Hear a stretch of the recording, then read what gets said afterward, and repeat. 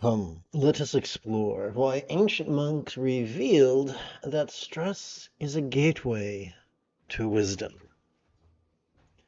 To answer that, we're going to use an excerpt from a vast expanse of the diamond-like mind, also known as Dorje Senpai Namkache, to answer this. This text was composed approximately 14 centuries ago by Prahe Vajra, translated by the late Chokyo Namkai Norbu, translated from the Italian into English by Adriano Clemente, adapted and amplified by yours truly. Together, let us relaxingly recite. The stress of beings is the bodhicitta or mindset of enlightenment that fully manifests while pervading all. Without ever being moved, it abides equally just as the reaches of space. Now, before we perform the second, third, or fourth repetitions of this, I think it would be fair if I took a moment to explain to you bodhicitta. Bodhicitta literally translates as mindset of enlightenment. Now, in Mahayana Buddhism, it is taught that there are two facets of bodhicitta, conventional and ultimate. So conventional bodhicitta is a mindset of love, mindset that recognizes other people's stressors and wants to do something about it, and recognizes the most efficient way for me to do something about it is for me to become a Buddha and then help others. So it is a love that drives us to taking action, both ultimate action of practicing mindfulness and meditation, as well as the conventional actions of feeding the hungry, nursing the sick, and the like. And that's beautiful. Ultimate bodhicitta has two facets, and those two facets would be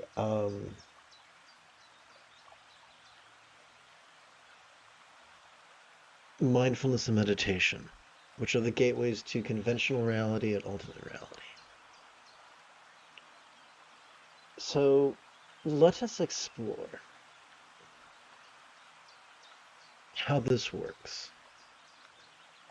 The first way this works is quite simple. When we experience stress, either when we feel it ourselves or when we observe it to others, as we breathe in, let me jump back over here for a second. Okay, it looks like I'm going to have to, I get to do a cut and paste.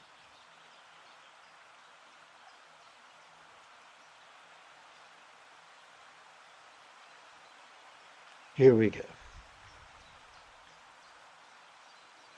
So let's explore mindfulness. Every time we inhale, thanks to our sympathetic nervous system, we are wired to notice vulnerably, passively, viscerally, randomly, and fleetingly.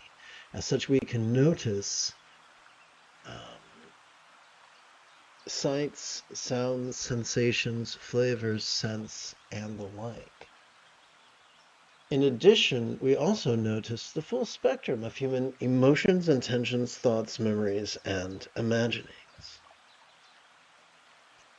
We are able to perceive the external, the internal, the physical, the mental, the pleasurable, the painful, the interesting, the boring, the glorious, and the grotesque.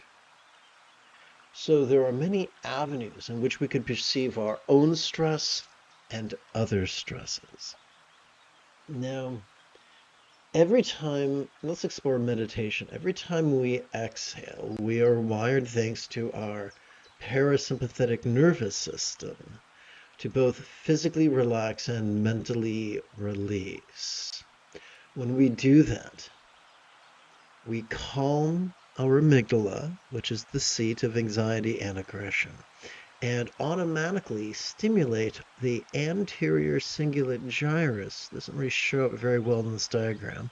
The anterior cingulate gyrus, which functions as the hub of our mirror neurons, the seat of empathy, the root of compassion, and love.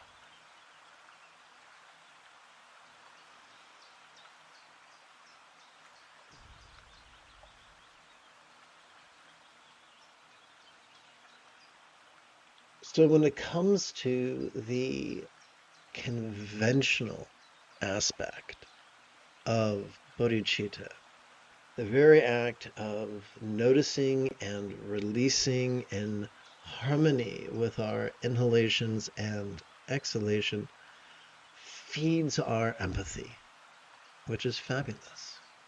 Now let's look at the second level, the second explanation of this passage.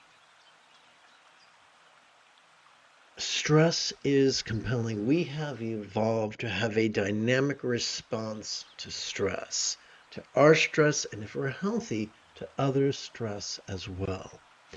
It captures our full attention, which makes noticing stress effortless. Maybe not comfortable, but effortless. If you crack open your door and you see the face of a tiger, a full-grown tiger trying to come in your door, you are in less than a time it takes for a second to elapse, all your survival instincts are operating on 8 cylinders.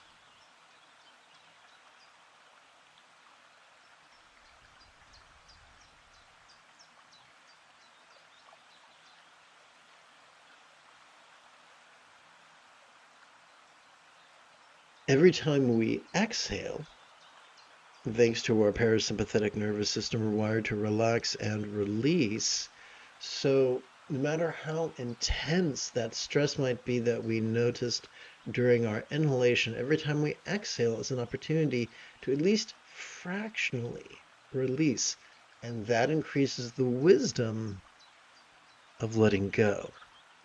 And now things get wacky. Let's look at this from the third level, if that's okay. As we relax into our exhalation, whatever stress we might have noticed during, let's try this again. As we relax into our exhalation, whatever duality, such as stress or wisdom, we might have noticed during our previous inhalation, could feel as if they were melting into the one taste of being fleetingly less tantalizing, fleetingly less permanent, fleetingly less defining, fleetingly less graspable, fleetingly as non-graspable as a vast empty void. So this very act of noticing and relaxing in harmony with our inhalation and exhalation, due to our birthright of having both a sympathetic and a parasympathetic nervous system, causes us to experience the non-duality of stress and wisdom. Now, does that mean that the moment we experience stress, that's a spiritual failing? No. What that means is, by noticing and releasing personal or empathetic stress, our wisdom grows whether we want it to or not. Let's return to this morning's root text and relaxingly recite it for a second repetition. The stress of beings is the bodhicitta, or mindset of enlightenment, that fully manifests while pervading all. We're going to stop right there. Every complex living form on this planet, every non-microscopic living form on this planet, anything that is a mammal on this planet, or an amphibian on this planet, has a sympathetic and a parasympathetic nervous system, which means the majority of beings are wired to notice and relax in harmony with their inhalation and their exhalation. Let's continue with the word with. Without ever being moved, it abides equally, just as the reaches of space. So the pronoun it refers to the fact that we are wired. We're wired to notice, we're wired to relax automatically in harmony with these two facets of our autonomic nervous system. The question is not whether or not we have them. The question is, are we living in cooperation with our sympathetic and parasympathetic nervous systems, and thus increasing our empathy? Or are we living in reliance upon focus and analysis, thus living in conflict with our sympathetic and parasympathetic nervous systems, and having an existence defined or marked or characterized by anxiety and aggression? Not occasionally, but as the default operating mode. So the universality of these mechanisms on this planet ensures that we are all capable of practicing thusly. We are all capable of noticing and relaxing spontaneously, habitually, vulnerably, passively, viscerally, randomly, and fleetingly.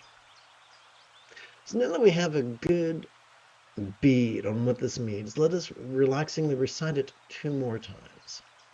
The stress of beings is the bodhicitta, or mindset of enlightenment, that fully manifests while pervading all. Without ever being moved, it abides equally, just as the reaches of space. Now, this is not a sanctimonious end run around compassion.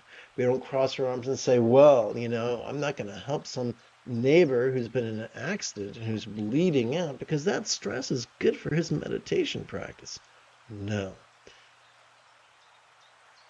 As healthy men and women who do not suffer from a cluster B personality disorder, as healthy men and women whose anterior cingulate gyrus, the seat of empathy, is sound, we always choose kindness.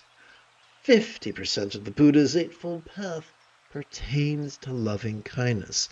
The more we practice mindfulness and meditation, the more impossible it is for us to ignore our kind impulses, or impulses for kind intentions, kind communication, kind conduct, and even kind commerce. And finally, it's time for our final repetition. The stress of beings is the bodhicitta, or mindset of enlightenment, that fully manifests while pervading all. Without ever being moved, it abides equally, just as the reaches of space. Now we explored the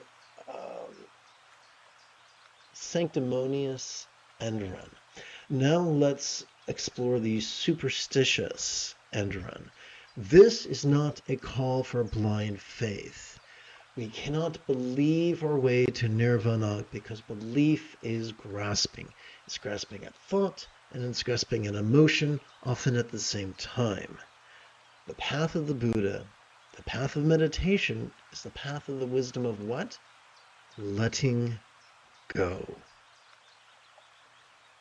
Belief is antithetical to letting go. It's holding on.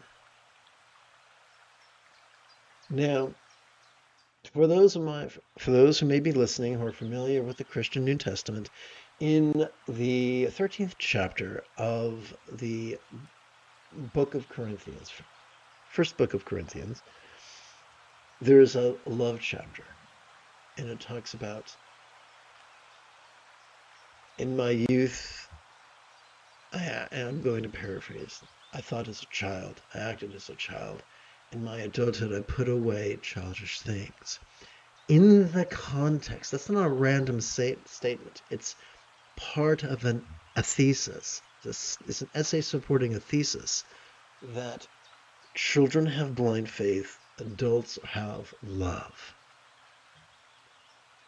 And so a part of our biological maturation process and a part of our spiritual maturation process is to trade in our blind faith for love.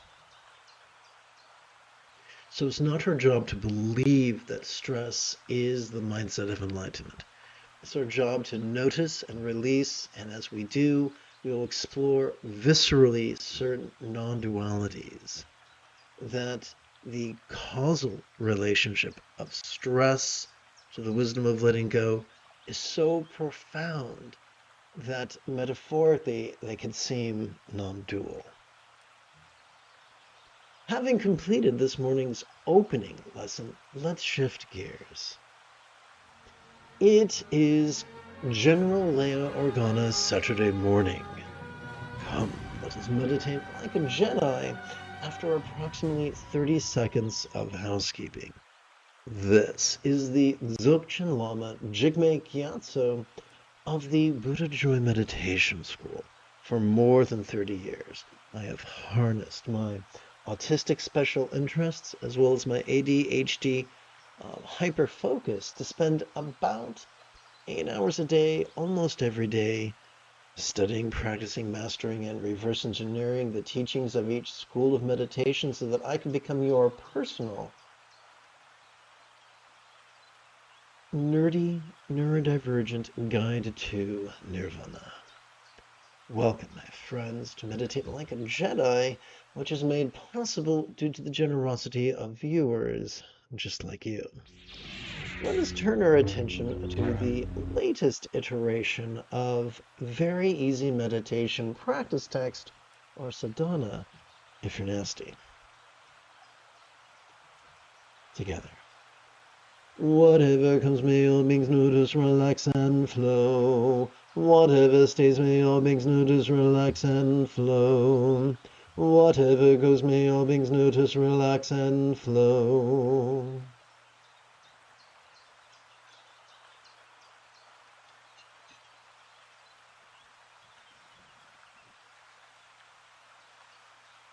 Upon the tip of our left ring finger, we could rest the great knuckle at the base of our right ring finger, palms up, in our lap.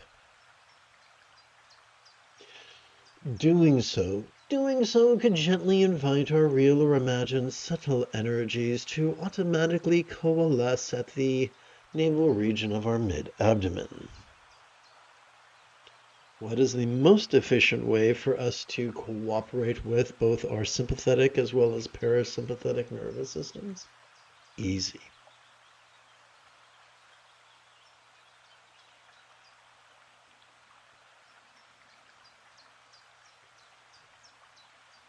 During each inhalation and exhalation, we can silently and mentally recite the demonstrative pronoun this and the one-syllable verb ease. Except, of course, for the first 3 or 5 inhalations when you might want to substitute the syllable trom, but that's completely optional. The rest of the time, it's this ease. Now, the moment you have a specific question about Buddhist recitation, Buddhist meditation, or Buddhist philosophy, do not hesitate to type your question in great detail in the chat window. I'll check for questions approximately once every 10 or 20 minutes. Let's say once every 10 or 15 minutes.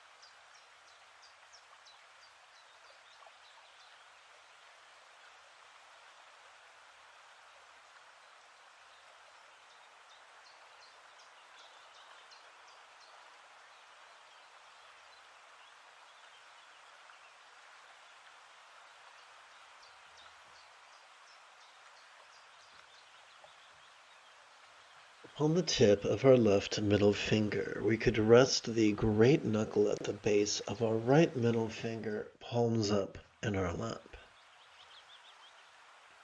Doing so could gently invite our real or imagined subtle energies to automatically coalesce at the heart region of our chest.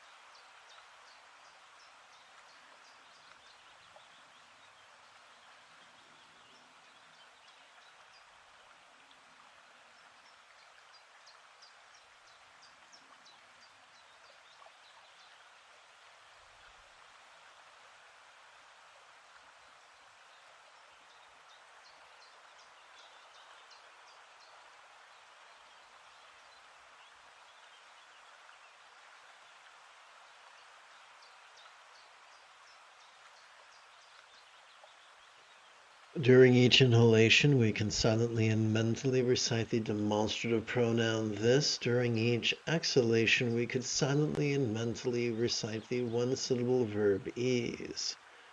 4. Thanks to our sympathetic nervous system, during each inhalation, we are wired to notice vulnerably, passively, viscerally, randomly, and fleetingly. And during each exhalation, thanks to our parasympathetic nervous system, we are already wired to physically relax and mentally release.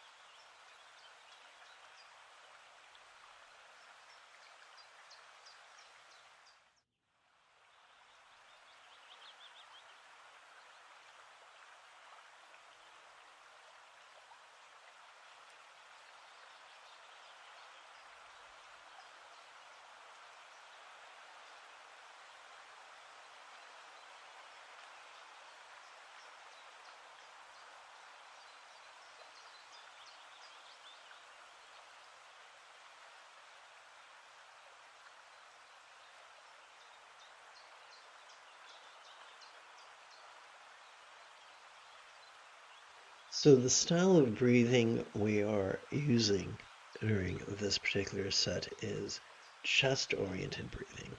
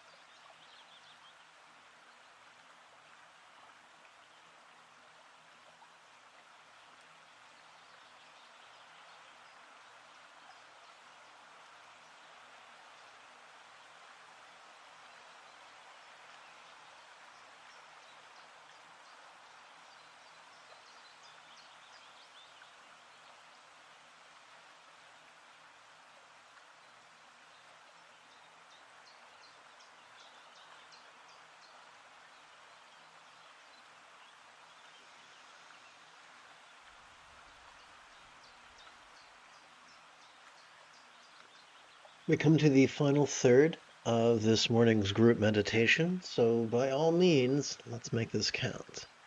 Upon the tip of our left index finger, we could rest the great knuckle at the base of our right index finger, palms up in our lap. Pardon me?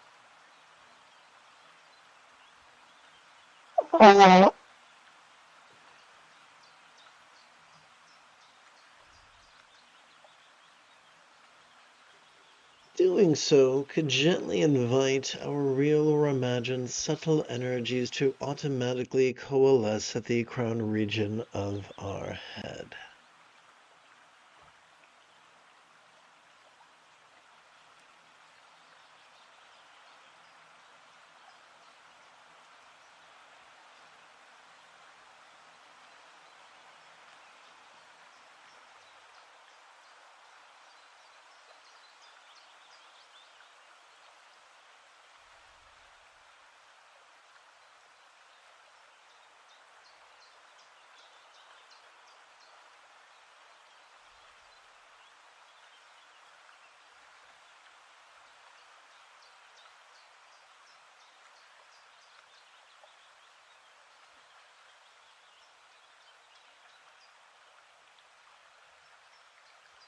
We began with belly breathing, we transitioned to lung breathing, chest breathing, and now we're going to practice nostril breathing. During our as we feel the air enter our nostrils, we can silently and mentally recite the demonstrative pronoun this as we vulnerably, passively, viscerally, randomly, fleetingly notice in reliance upon our sympathetic nervous system. As we feel the air exit our nostrils, we could silently and mentally recite the one-syllable verb ease as we physically relax and mentally release in cooperation with our parasympathetic nervous system.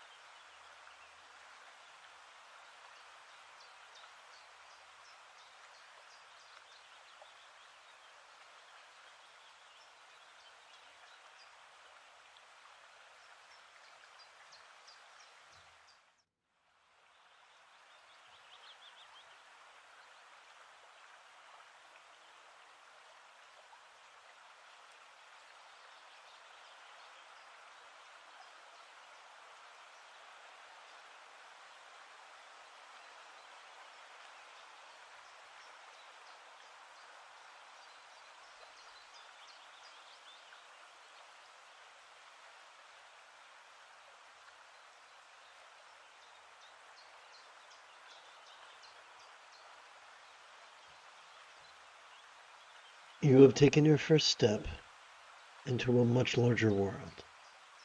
If you feel that I have earned it, you could give this live stream a thumbs up. You could even help support this channel. In approximately 8 and 2/3 hours, I would very much like to return to lead today's evening meditation class and group practice. And if you are as geeky as me, may the Force be with you always.